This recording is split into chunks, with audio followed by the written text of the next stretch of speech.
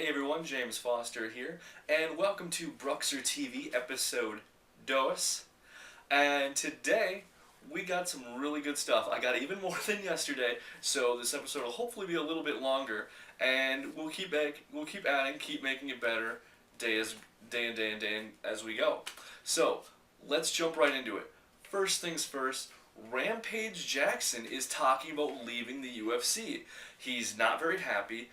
He was quoted saying that he feels like a piece of meat. That UFC and Dana White treat the fighters like they're just paychecks. That they're there simply to be profited from. And I mean that's kind of business anywhere. That the employees don't make as much money as the business owners. If you don't really like it, it's kind of a start your own business type of thing. But he does have a good point. So he's looking at moving to someplace that hopefully he can be better, he can be more respected, and get what he deserves. Essentially, I think he's going to consider two things. I think he's going to consider Bellator, and if they can't match how much he wants to be making, he has been saying or hinting at that he would like to go into pro boxing, kind of taking the Kimbo Slice way out. We'll see if that works out to him. He is certainly a great striker, but he'd be fighting against guys who have decades of experience doing nothing but boxing, where he's been focusing on ground and striking. It does give the boxers a little bit of advantage when all you're going to do is stand up.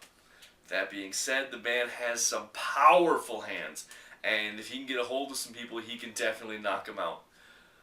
Like I said, it worked out fairly well for Kimbo Slice. Hopefully it'll work out for Rampage if that's the route he goes. Personally, I hope he stays in the UFC. I like watching him. I think he's a good fighter. So Rampage, if you see this or hear about this, please stay, man. You're a good fighter. We like watching you. Alright? What else we got here? Junior Dos Santos, former heavyweight champion who recently lost to Kane. There's a little bit more of reasoning coming out now as to why he lost to Kane. He did mention that he was having some issues. Some he didn't mention. He did mention the creatine issues. The thing that he didn't mention was that right before the fight, he got divorced. He divorced his wife of 10 years, or she divorced him, however you want to look at it. But they got divorced. And, I got to give that to the guy. I've never been divorced, but I certainly can imagine how that would affect your mental state and really not have you prepared for any kind of competition. So you gotta kind of understand that guy, where he's coming from there. So I really hope JDS gets another title shot. He absolutely deserves it. He is an amazing fighter.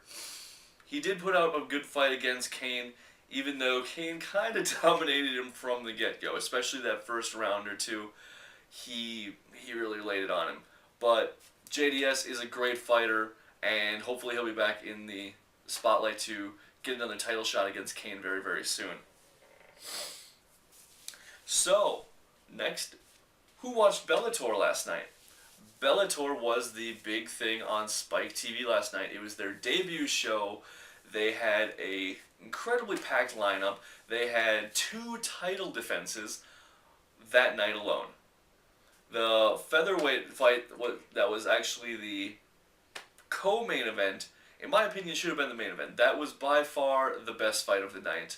And the main event was good, don't get me wrong, but man, it just did not compete with that fight. But the big question is, even though Spike TV and Bellator are happy with the way it started off, can they keep up the momentum?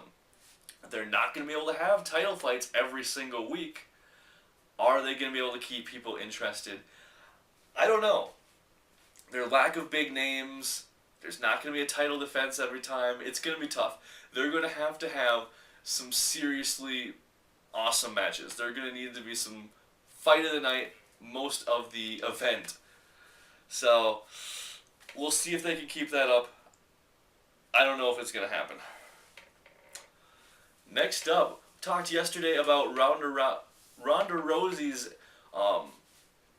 tweet about the school shootings and how it might have been a possible conspiracy. She, or should I say her manager, has retracted that. She's apologized. She didn't mean to offend anyone, and really that's what she needed to say. Um, yeah, she pissed off a lot of people, and if she was interested, thought it was her viewpoint or not, that she thought it was interesting, probably didn't need to be spread to everyone around the world. So, good for Ronda for apologizing, admitting she did something that probably she shouldn't have done. And, maybe soon she'll apologize for the GSP comments too. We'll see. Not very likely. What else do we got? Bisping Belfort weigh-ins. Bisping was a huge dick. Huge dick to Belfort. In fact, he even said things about Belfort possibly not having one. He went off on comments about if Belfort is on TRT, or his TRT, the testosterone replacement treatment. Questioned, like I said, if you had a dick, made the comment that just because you are a dick doesn't mean you have one. So he was, not very cool, and I'm personally looking forward to Belfort just knocking him out. Last but not least, Barnett says he is still a free agent. Yes, he is on the UFC's website, has not signed any contract, says he doesn't plan on signing anything unless people can meet his price. So we'll see what happens with that. That's it for today. Thanks for watching Bruxer TV. I'm James Foster.